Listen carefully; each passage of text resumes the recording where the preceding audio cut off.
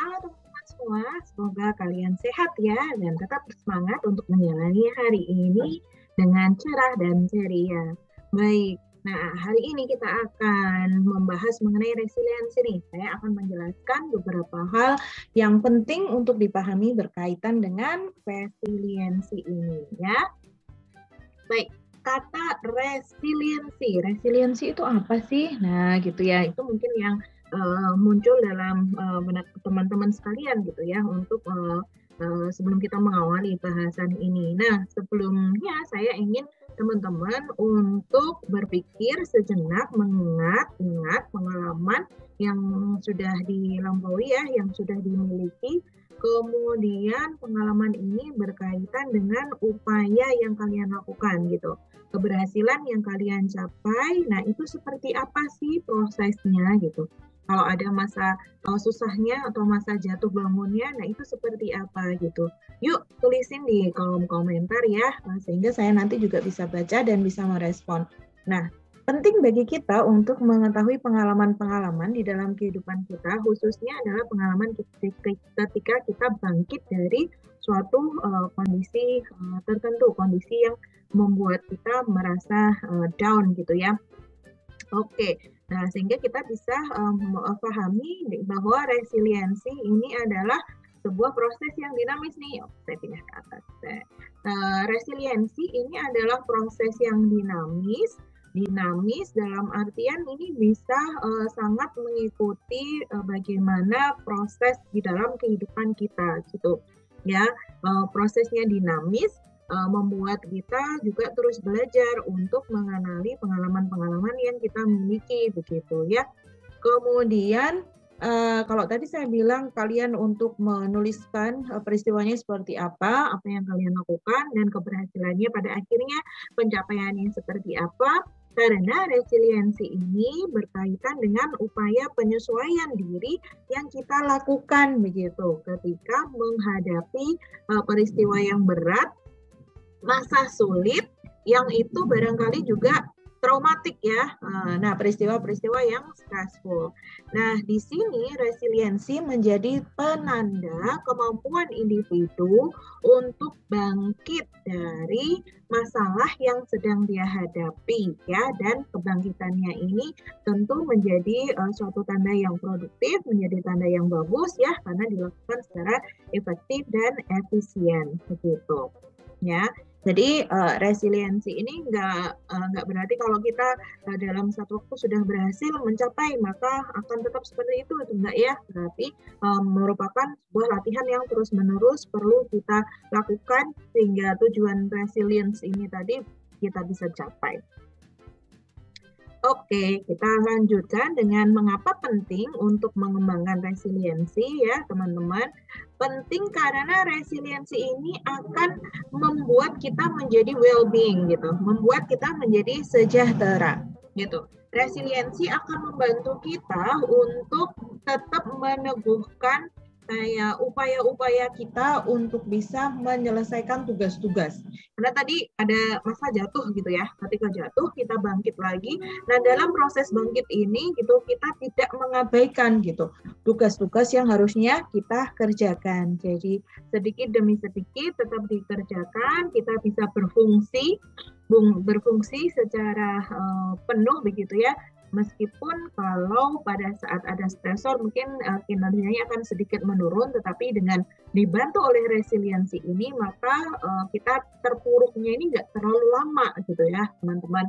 Kita bisa segera bangkit untuk menuntaskan aktivitas-aktivitas, tetap bisa produktif, dan dari produktivitas itu akan membantu kondisi mental kita menjadi lebih baik. Karena apa? Karena kita menjadi bangga pada diri kita, kemudian kita menjadi senang, lega karena tanggungannya sudah terselesaikan. Nah, semuanya ini berkontribusi terhadap kesejahteraan kita secara menyeluruh gitu.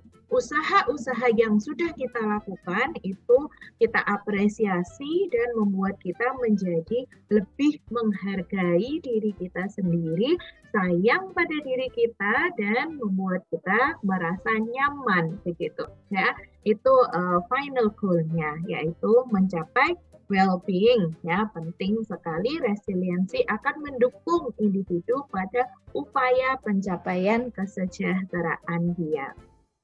Oke, kita lanjutkan di sini bagaimana sih cara kerjanya resiliensi gitu ya, berkaitan dengan kesehatan mental pada diri individu gitu. Yang pertama, resiliensi ini mengurangi psychological harms atau potensi-potensi bahaya psikologis. Seperti apa sih bahaya psikologis itu? Kalau misalnya nih contohnya adalah kalau misalnya kita merasa dengan adanya kegagalan itu kemudian kita menyalahkan diri sendiri, menyalahkannya banyak banget gitu ya, sangat menyalahkan diri sendiri sehingga kita menjadi murung, sehingga kita merasa tidak memiliki kemampuan apapun, tidak percaya diri, minder, mengucilkan diri sendiri. Nah, itulah semuanya menjadi psychological harms yang menyerang kesejahteraan psikologis kita begitu.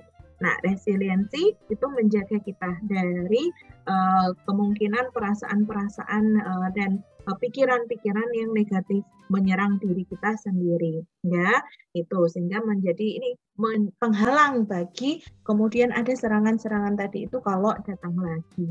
Nah, dengan demikian maka akan meningkatlah kesehatan mental kita. Jadi ini kayak imun gitu ya, imun sistem, tapi bukan untuk kesehatan fisik, tapi untuk kesehatan mental begitu.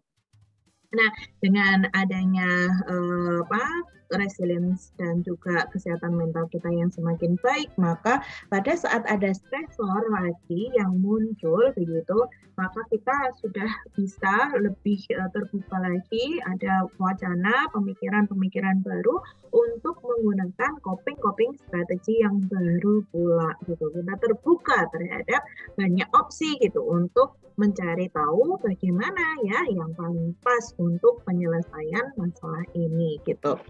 Kalau yang kemarin belum efektif, maka kita coba cara yang lainnya. Kita coba lagi. Nah, resilience membuat orang menjadi tangguh gitu ya untuk terus mencoba gitu. Meskipun dia merasa lelah, dia membiarkan dirinya beristirahat dan kemudian setelah istirahat itu bangkit lagi gitu. Jadi semangatnya tetap ada, teman-teman. Oke, pertanyaan besarnya, aduh ini kalau kayak gitu kayak individu yang resilience tuh kayak nggak punya capek ya, kayak nggak ada murung-murungnya, nggak ada sedih-sedihnya. Oh nggak juga gitu, tidak seperti itu juga gitu. Tetapi individu yang resilience itu paham mengenai kondisinya, kapan dia harus berhenti sejenak untuk mengatur nafas, mengatur energi, mengatur amunisi lagi, kesiapan kalau mau bertempur gitu ya. Kemudian setelah itu semuanya sudah terpenuhi, dia maju lagi untuk bertempur gitu. Jadi pantang menyerah yang tadi saya sebutkan sebagai ketahanan dan ketangguhan, pantang menyerah untuk memperjuangkan kehidupannya gitu. Bukan berarti tidak capek ya, karena siapa sih orang yang nggak capek? Semua orang pasti pernah mengalami capek, sedih, lemah gitu, kemudian jatuh, terpuruk, dan lain sebagainya. Tapi individu dengan resiliensi yang tinggi, dia tidak berlama-lama membiarkan dirinya terpuruk, tetapi dia lebih terfokus untuk mencari jalan bangkit lagi dan menghadapi tantangan-tantangan yang ada di depan. Begitu teman-teman. Oke.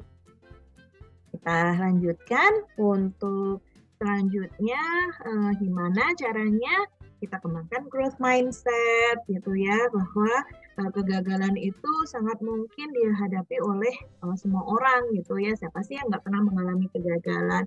Kemudian juga kita lebih optimis menghadapi setiap kali ada kegagalan, pasti kita dapat belajar dari situ gitu ya. Kita hadapi kenyataan seapa adanya gitu, bahwa segala sesuatunya itu pasti ada gunanya gitu, ada manfaatnya. Kita lebih berfokus kepada hal atau pelajaran apa yang bisa kita dapatkan bahkan dari kejadian terburuk sekalipun yang kita alami. Begitu ya, copingnya tadi sudah dikembangkan. Dan kita juga mengembangkan hubungan yang baik gitu ya, dengan lingkungan pertemanan kita sebagai support system. Oke. Nah, self talk nih. Kalau tadi ada tindakan yang menyerang diri sendiri, maka kita perlu pelajari juga mengenai self talk yang memberdayakan, gitu ya, teman-teman semua. Memberdayakan itu seperti apa? Bahwa tadi penguatan komitmen, kemudian membuat kita menjadi tangguh, begitu ya, tangguh dan tahan banting, begitu. Nah, ini ada beberapa contohnya yang teman-teman bisa lihat di slide ini ya. Yang pertama ada contohnya bagaimana mengapa aku menginginkan ini, kita bagaimana caranya agar kita menumbuhkan lagi tujuan gitu. Tujuan dari aktivitas yang kita ingin lakukan itu, kita tahu tujuannya apa. Aduh, kalau saya nggak punya tujuan ya, saya kehilangan tujuan saya. Oke, maka coba temukan. Ya, kalau secara aktivitas besarnya sulit, nah temukan tujuan dari hal-hal kecil sehingga itu menjadi sasaran. Kita punya tujuan itu kan di depan ya. Ya, kalau ada tujuan maka kita akan mengarahkan diri kita untuk menuju sasaran itu tadi, untuk mencapai tujuan itu tadi gitu. Kalau kita tidak punya tujuan maka kita arahnya nggak jelas nih gitu. Ketika arahnya nggak jelas, energi kita akan tersebar dan tidak terfokus begitu, maka itu akan membutuhkan yang lebih besar lagi energinya untuk melakukan sesuatu itu, lebih mudah capek lagi itu. Kemudian misalnya ada rasa ingin tahu, terus kemudian memaknai pengalaman begitu ya, itu latihan-latihan yang bisa dicobakan teman-teman semua ya. Baik, kita lanjutkan lagi untuk berikutnya. Nah, ini self-talk kalau tadi sebagai penangguhan, sebagai penguatan, peneguhan ya, untuk komitmen. Nah, sekarang self-talk-nya adalah self-talk sebagai kontrol nih. Karena kadang kan kita ngerasa kalau sedang ngedrop itu kan kayak ya udahlah, dilepasin aja, ya udahlah menyerah aja. Nah, di situ ada upaya dari dalam diri kita untuk memberikan kontrol ya, sampai sejauh mana kita mau mencoba, sampai sejauh mana kita mengupayakan untuk bertahan begitu. Saya tidak menyarankan kalau harus bertahan selamanya, enggak juga, kita evaluasi lagi gitu. Kalau misalnya dengan melakukan ini kita merasa berdaya atau empowered gitu ya, kita menjadi semakin kuat, tadi pemaknaan pengalamannya membuat kita menjadi semakin kaya, maka ini patut untuk diperjuangkan. Tetapi kalau yang terjadi adalah sebaliknya, kalau permasalahan ini justru membuat kita menjadi semakin kecil, ya nggak berdaya, lebih seperti itu, maka peran kontrol di sini adalah membantu kita untuk mengambil keputusan untuk meninggalkan situasi ini dan memilih opsi yang lain. Jadi nggak selalu satu jalan itu kita lakukan itu aja terus, tuh nggak. Justru kita dengan adanya resiliensi ini kita bisa memilih-milih gitu mana alternatif yang bisa kita lakukan. Kalau seandainya suatu cara itu tidak berhasil, kita mencoba menggunakan cara yang lain lagi, mencoba cara yang lain lagi gitu ya teman-teman.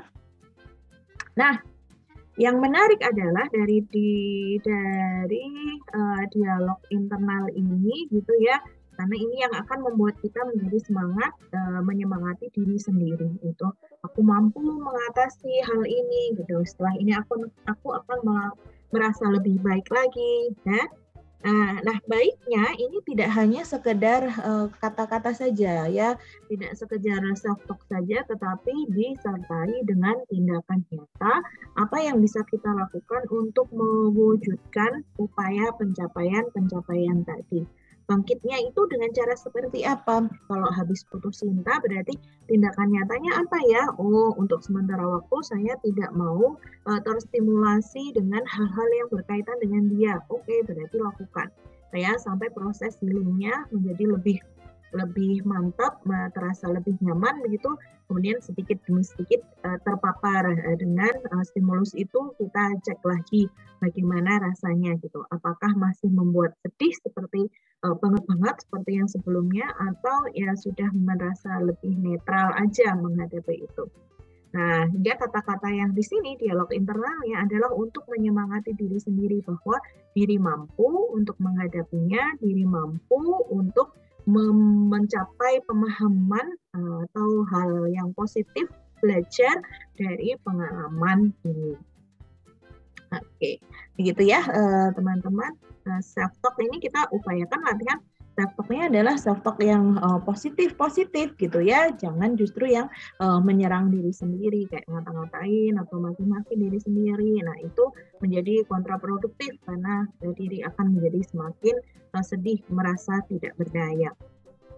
Oke, ini adalah orang yang resilience itu seperti apa? Jadi dia bisa mengembangkan optimisme, kemudian dia fokus ya terhadap tujuannya tadi itu gitu ya. Terus kemudian dia bisa self assuredness, itu dia bisa menenangkan dirinya sendiri bahwa tidak apa-apa saat ini sedang sedih. Ambil waktu untuk beristirahat terlebih dahulu, nanti kita coba lagi gitu.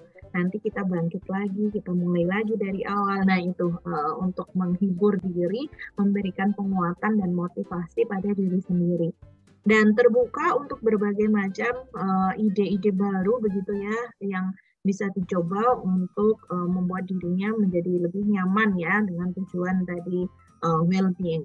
Kemudian jika memang tidak mampu, tidak sungkan-sungkan ya, nggak ragu untuk meminta bantuan. Dan yang terakhir untuk meminta bantuan ini dibutuhkan proaktif gitu ya. Dan selain itu proaktif juga dengan cara belajar, mengakses informasi-informasi yang misalnya relevan gitu untuk proses perkembangan dirinya. Bisa dengan membaca, bisa dengan ikut komunitas, forum diskusi, ikut webinar, dan lain sebagainya. Sharing dengan teman, banyak sekali caranya yang bisa dilakukan. Oke teman-teman, itu yang bisa saya sampaikan terkait dengan topik resiliensi hari ini. Resiliensi bisa membantu kita untuk mencapai kesejahteraan psikologis karena dia mensupport kita untuk berfungsi secara penuh sebagai individu, produktif, meningkatkan kesehatan mental kita, dan pada akhirnya membuat kita merasa sejahtera gitu ya. Nah, tentunya pada akhirnya tidak secara lahir aja ya sejahteranya, tetapi sejahtera lahir dan batin. Oke, terima kasih sudah menyimak. Sampai ketemu di topik-topik yang lain lagi. Semoga kalian bisa belajar dan juga berlatih mengenai hal-hal yang saya sampaikan tadi ya. Sampai jumpa.